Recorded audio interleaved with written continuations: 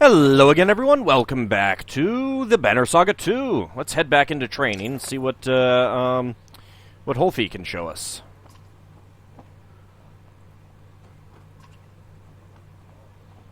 No. Maybe another time. Actually, kind of surprised. Alright, let's go ahead and, I mean, we're only on good, but we only have 15 days of supply, so I don't really want to let ourselves lose too many supplies, so let's keep going. -3 supplies. Morale declined. Well, as long as we're staying in good. The miners of Bindal are a rough crowd. Not a bad place to recruit new blades. The old wanderer fights his way up next to you. Can't see a damn thing in this mess. Guess old Earlinks hasn't forgiven you yet after all. Shouldn't you have died already? I don't remember there being much to see here. Keep bringing up Earlinks, and you'll cough up more than phlegm. I like this first option. Shouldn't you have died already? Spar grunts. Soon enough, I reckon. Of course, these old bones won't be forming any mountain. Brambles, more like. He squints into the distance. There's bound to be more people from Ormsdal trying to find a new home in Bindal, Spar says. Crowded towns haven't always been good for us. Let's see, what's got you worried, old man? There's never been trouble we couldn't fight our way out of, or we're only stopping long enough for supplies. I like this first one. What's got you worried, old man? A bunch of ravens set loose upon a slew of scared men and women is what. We won't take much to have the guards after us, if they let us in at all. He has a point, but there's little to be done about it. The idea of being around so many others in such a confined space makes you tense. You crave a long hunt and sleep in solitude. Well, I'm sure nothing bad will come of us being here. Yeah, I'm kidding.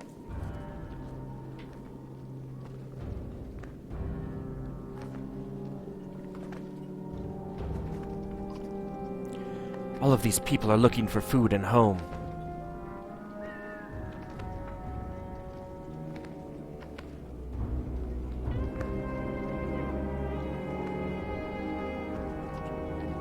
And I'm looking for ale. Is that so much to ask for? Yes, Ollie. Yes, it is.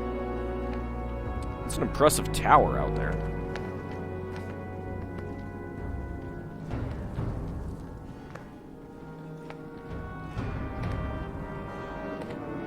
I wonder how we're getting food at this point, considering how long winter's been going on. I bet that scout tower already sent word of us being here. You think?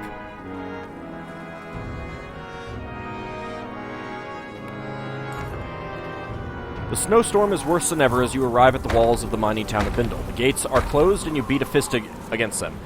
Open the Fane gates, you shout. From the wall, 2 menders look down on you, then recede. Soon the gates open enough for a half-dozen well-trained guards to greet you. Their one-eyed captain points and says, "Just you." Volka steps to your side. "Not alone," she says. Back with the others, or she comes with me? I mean, it's just 2 people. She comes with me. She comes with me. The captain takes a moment to assess the situation and nods. Before following him through the gates, you bark commands to the other ravens to stay close and vigilant. Inside the small gatehouse are the 2 menders from the wall, a woman with a fancy spear, and a cub of a man holding a staff.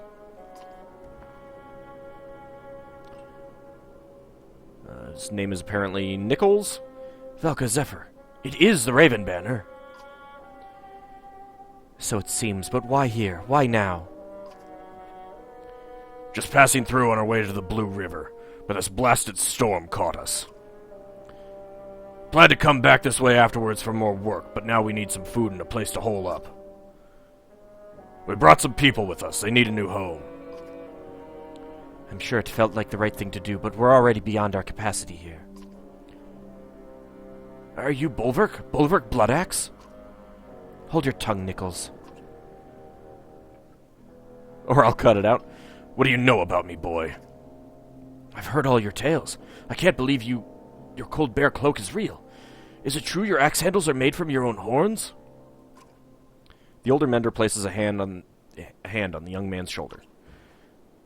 Wow, I never knew I was traveling with such a legend. You ignore her. Are you in charge here? Where's the governor? The governor left for Arborang a while back with most of the fighters to settle a dispute. The Mender Council sent me to bring the people of Bindal west, as we've heard too many rumors of dredge. More than rumors. We were in Borsgard. Saw Bellower. The Immortal Sunder! How did you escape? Immortal was a joke. He's dead. Mikkel's eyes go wide in awe, but Zephyr looks pensive. What about the great rift that opened between Borsgard and Ormsdalr? We managed. Zephyr looks like she wants to press you for more information. Enough. Open the gates for my ravens. Mercenaries will only panic the people. With everyone from Ormsdalr, it's all I can do to keep them from stampeding like wild yaks. Threaten to attack the walls, or fine, we'll camp against the leeward walls. Go with that one. Fine, we'll camp against the leeward walls. Thank you. You'll have all the assistance with your shelter Valka and her assistant can give you. Funny you won't let us in when we're on a job for one of your own. You snarl at Folka for saying too much. She shrugs in response. I'm not aware of another Valka being out this direction. Who has tasked you? Juno. Zephyr steps back at the name and studies your face for a moment. Nickels, you and the guards see what you can do outside the walls for the people. I'll see to it and make sure the ravens are comfortable. The young mender nods respectfully to Zephyr and grins at you and Folka before leading the guards through the gate. Something tells me that we're going to get at least one of these two joining us. Morale improved. Excellent. I'm inviting only the two of you to stay within our walls and enjoy a bit of warmth and comfort. Good, but try anything and my ravens will level this place, and separate us from my ravens? No. I like that option. Seems like the kind of thing that he would say. And separate us from my ravens? No. Suit yourself, but your mistrust is unnecessary. Maybe, but I shouldn't have to tell you about my job from your superior just to get an invitation. My superior... No, you misunderstand. You have no job. The Valka known as Juno is dead. Chapter 10, To Speak in All Tongues. Oh, great. Someone's casting in incomprehensible languages on us.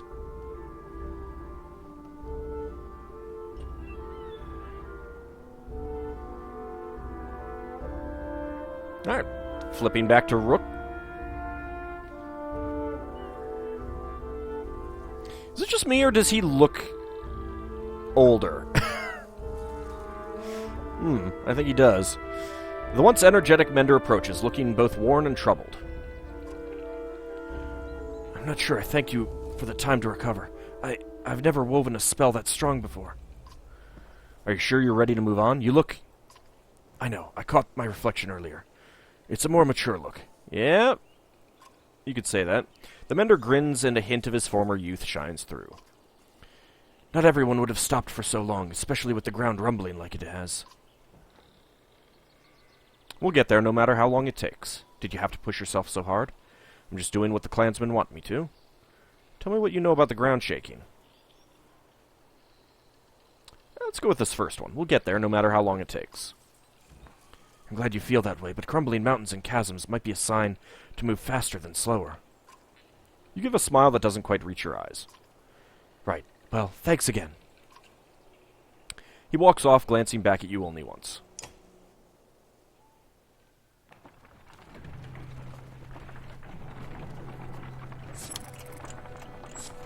Alright, so we've got 19 days of supplies, 74 fighters, 50 clansmen, and 233 Varl.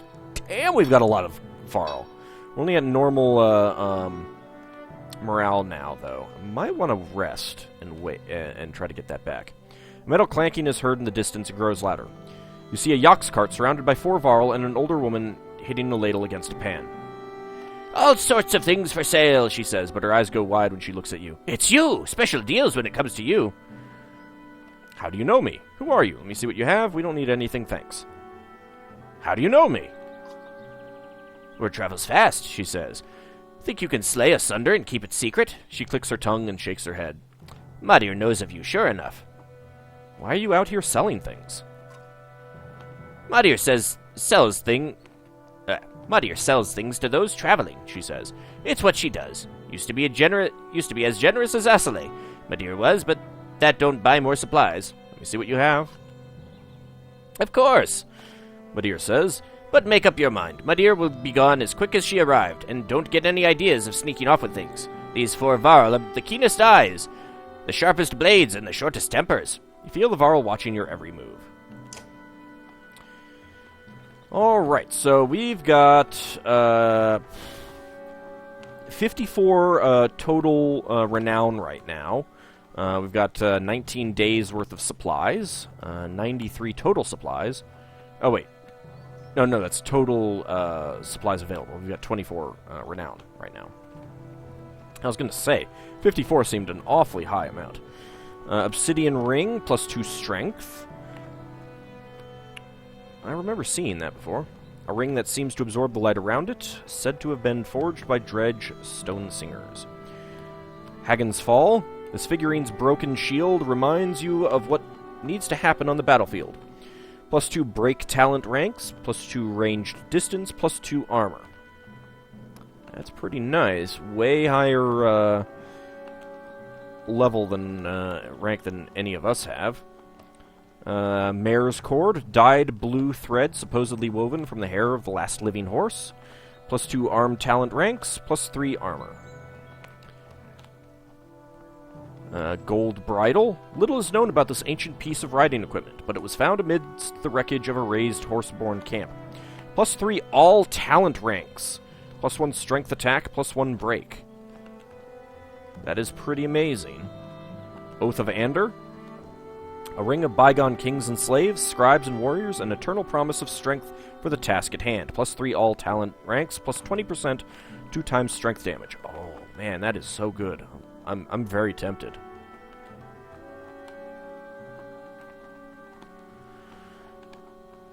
Very, very, very, very, very tempted.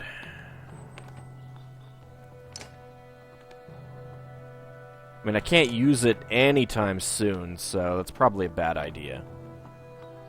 On the other hand, plus 2 strength is probably worth it just for that 6... Yeah, let's go for that. Let's buy a few... See if we can get up to 22 days. There we go. I think that'll do.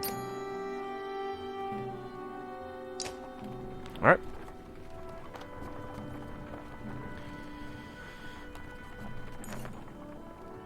Easy boy, clansman shouts as a Yox cart nearly topples to one side. The tamped path of the Eastway Road has steadily turned into a cracked shamble. Looking ahead, it only gets worse. Various chasms gape like open mouths. You glance back at Ivan, who looks at you and shakes his head. The entire caravan comes to a halt. We'll be eating our belts before finding a way across this broken road, especially with this many. And there's no telling how far we'd have to backtrack to head north. Then we'll head south across the Ormsa riverbed. We can head towards Grundor and on west. Trigvi peers around Hakon's elbow before coming fully into view. Heading south is questionable. Those people. It's our only option. Why do you say that? Go away! Why do you say that? Maybe I spent a lifetime there. Plenty of things to eat under logs, but there's also people in the bogs. His eyes go wide. The Skald should hear my rhyme.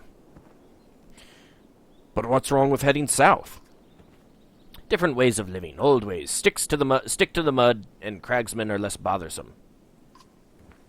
I think he's talking about the boggers, the rough, backward people of Svartsbog.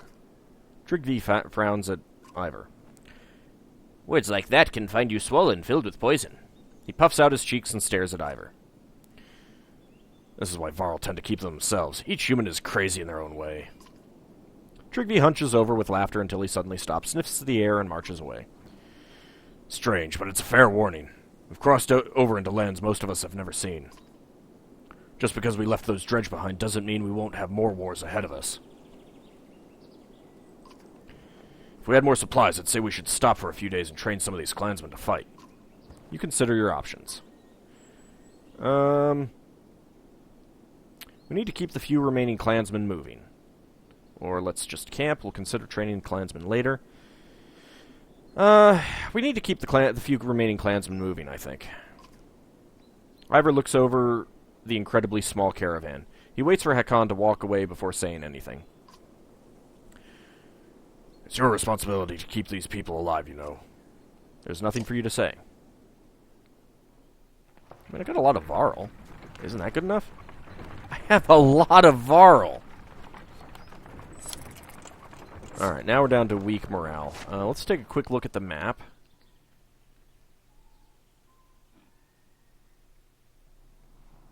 Alright, so it looks like we're gonna cross the Ormsa River and head down to Grundar, and I guess the idea is to head over to Lundar, or maybe Ettenberger. I mean, I've seen, like, the opening, not the opening sequence of the game or anything, but the opening title screen does show centaurs, so I imagine that we're going to be, we may end up going down this way at some point. But who knows? Let's see what Grundar said. What's said about Grundar. Nobody knows exactly who founded Grundar, though most speculate it was an early horseborn settlement, seeing as how it's in the middle of nowhere, and close to no other landmarks or valuable terrain. The people here tend fields, but walk great distances just to gather water. I mean, the Svartbog is all the way over here, so it feels a little bit weird that we might go that way when our goal is over here. But what's that? The Vast. The waters to the west were named not for their reach, but for their depth. Longships lost even somewhat close to shore are best considered gone to the depths forever. Oh yeah, the Vast. All the way up there. What about this? The cardinal directions. Early did mankind begin sailing up and down the coasts, but also out into the vast, searching for new continents. Of the many secrets the early sailors learned was the sunstone, which helped them to deduct the direction they were sailing, even when with the sun shrouded behind clouds. Neat. I don't even remember looking at these. The constellations. While the constellations at one time represented not only the gods, but a way to navigate the seas at night, since the gods have died, the stars form nothing but random, faint patterns. Wardan?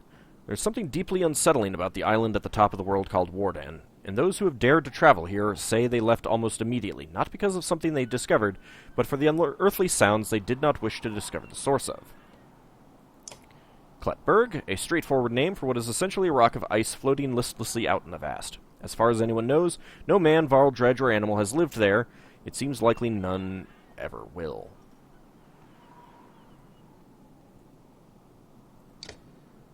Vetter Sea. The winter sea in the north strikes a precarious balance between frozen and traversable but fast-moving flows, usually keep it from icing over completely. This, however, makes little difference when there is nothing across the sea to travel to, and no ports of note along the east coast to travel between.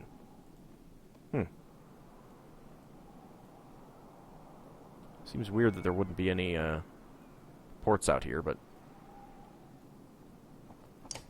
Spirits of the water. While land has plenty of myths of its own, nothing seems to stick in the imagination like water. Lost, longships, illusions, madness, and terror of the unknown all start in the waters, and if the gods are not involved, it must be the spirits. More things on the map than I thought. Anyway, I guess we're going to be going down that way.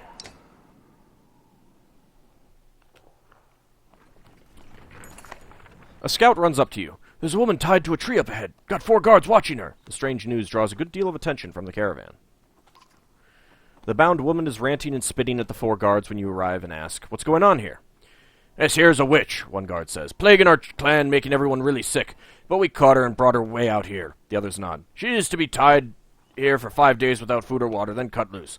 Been 3 days so far." "But she'll die on her own after that long with nothing to eat or drink." "That's not on us," the guard responds. "But if you want to set her free, we'd be bigger fools than you to get in your way." You consider what to do. How do you know she's a witch? Let her go, she can join us. Let her go and everyone go on their way. I don't like it, but this isn't our concern. Irsa, your thought? Any thoughts? Well, I might go to that one, but how do you know she's a witch?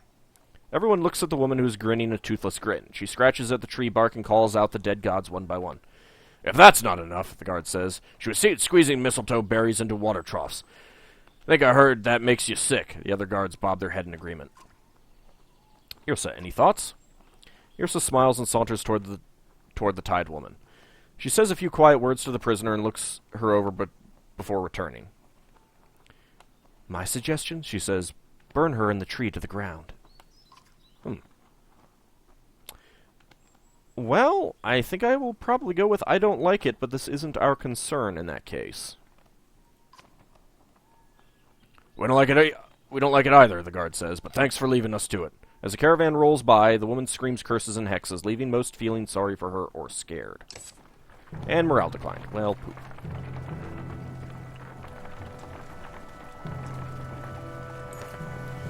Once you cross the Ormsa riverbed, the wind ceases to cut through the humid air. The darkening sky lets loose its rain, and soon fat drops of water turn the dirt path to sucking mud, slowing the caravan. Cloaks are pulled overhead, and children and animals are wrangled near the carts.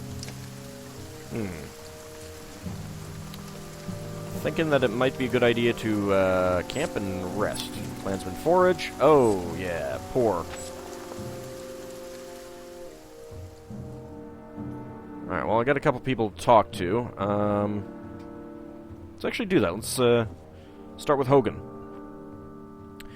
The blonde axeman, one of two twins from a small village near Skogar, is chopping into a fallen tree for no apparent reason. His swings look dangerous. Hogan, everything okay? He glares at you. Where's your brother Mogan? He left with the ravens, wondering if I should have done the same. Why is that? I've been following your lead for a long time now, and for what? My brother's gone, my wife and children are frightened of everything around them, including me. I tell them this constant fighting is only for a time, but it's changing me. I see it in their eyes, in my own reflection. I thought I was doing it to protect them, but if they think I'm a monster, what's the point? This is why he stayed and Mogan left. Mogan isn't married, Hogan is. How is this my fault? Maybe you should hang up your shield and axe. They'll appreciate what you're doing someday. What do you want to do?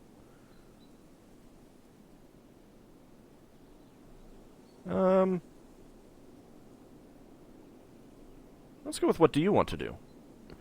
I'm torn. I think it's good for me to be out there fighting. Makes me feel alive, and I'm doing something. But I know why my wife worries. Her father was consumed with raiding, felt useless when he wasn't fighting. He died soon after she was born. Depths, you make big decisions every day. Just make this one for me, will you? Encourage him to keep fighting, be with your family, keep chopping that log, the answer will come to you. Let's tell him to be with his family. Hogan sighs with relief and nods. I'll still be around, but I'll be busy playing with my kids. You're a good man, Rook. +1 clansman. And I guess that means that Hogan is no longer available here. Yep. I'm okay with that, I guess. I mean, I wasn't planning on really using him anyway, so... Alright, Luden, what's going on? The prince is acting even more standoffish than usual. You and Ivor have caught him staring ahead and twisting the ring on his finger over and over. Yrsa quietly stands nearby. Glad to be heading home? Luden turns to the two of you and offers a polite smile. Even after that chasm, would it surprise you if I said no? I thought you hated being so far from Arborang. Is there anything you actually like? Doesn't matter, that's where we're going. We'll go with this one. I thought you hated being so far from Arborang. Life on the trail hasn't won me over, but it's not all bad. It's even possible that I've learned a few things about leading people while out here. You, Ivor, and Yrsa are stunned to hear the prince talk this way. I've grown up in comfort and trained with scholars and fighters. I've never known anything else. Saying stuff like that won't make you any friends in this caravan. Well, that's just it. Among these clansmen, I've seen the differences. I think I understand them a bit more. That's great, Prince Luden. Oh yeah, exactly. What exactly do you understand? What do you plan to do with this understanding? I like this option better. If we make it to Arborang without being slaughtered by Dredge? When we make it. I'll talk to the king about my ideas for sharing information. Advisors learning from craftsmen, craftsmen learning from advisors. You've never seen the prince this animated, but then his face falls. I just don't think the king will appreciate my knowledge. Yrsa will agree. My father's not what you'd call open-minded. The king's a hard man, has to be, but his son is his weakness. Luden glares at her, but the archer only smirks. Can you tell me about King Meinolf? The prince is a king's weakness? I'll make my own opinion of the king when I meet him. We'll go with this first one. Can you tell me about him? I suppose, but there's not much to him. He's king. He draws a hard line on nearly every topic. Talking to him is much like being told what to do. In fact, it's exactly that. Alette said that about me at times. This isn't about being his son, you'll see. Kings usually have to make tough decisions and stick with them. Maybe someday you'll see why. I know, I just don't think he'll care for my ideas on treating with peasant commoners. What would you like to be called? We're all people, Prince. Even you. Perhaps you're right. Just keep an open mind about your father, the way you'd like him to... just keep an open mind about your father, the way you'd like him to have toward your ideas. It feels a little stilted. That's something I've never considered before. I'll think on it. As Prince Luden and Yrsa walk away, you feel Ivor watching you. What? Do you believe half the nonsense you say? I think I sounded really wise just then. Sounded like you've been practicing for a while. That's fair. I'll work on it. The two of you share a smile before moving on. Alright, so let's go ahead and take a look at the heroes again. So, let's see. What was Trygvi's, he's a spearmaster. What is his ability? Impale. Oh, Trygvi has the same ability as the prince. That's actually, not too bad. Yrsa, Slag and Burn. The siege archer throws a 5-tile area of slag onto the ground, which explodes immediately. Targeted tile takes the damage seen below. Adjacent tile units take 2 strength damage. It also leaves randomly placed burning coals on unoccupied tiles. If targeting an empty tile, coals always appear on the center tile first. Walking over the burning coals causes 1 strength damage. I like that. I think Yrsa might be a common person. Man, I am very tempted to take along 3 archers. Need Oddleif and Yrsa just for the range ability. Let's get Ivor in. Oh, and of course, Rook is an archer as well. I mean, Ivan I'd like to take along as well. Anything that would give him more, oh, wow, up to 18. Anything that would give him more willpower would be fantastic. So I got this. Obsidian Ring, plus 2 strength. See, who does not have an item right now? Well, Yrsa does not. I give it to her. Alright, well, I want Luden in the group. Let's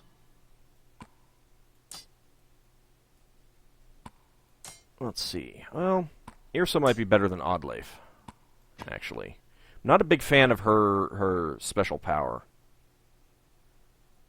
And where'd Rook go? There's Rook. Well, actually, let's give that to Luden. You can have another ring there, Luden.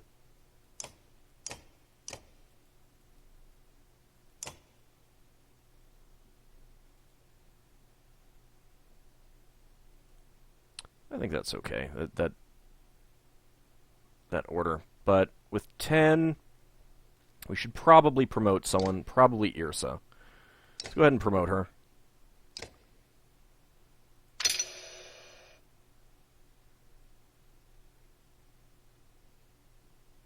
More willpower would probably be really good, so let's do that. Alright, so that takes us down to 3 available renown. I'm going to rest for a couple days, but I think in the next episode we're also going to try check to see if there's any training available for us. But that'll be in the next episode. See you then, everyone.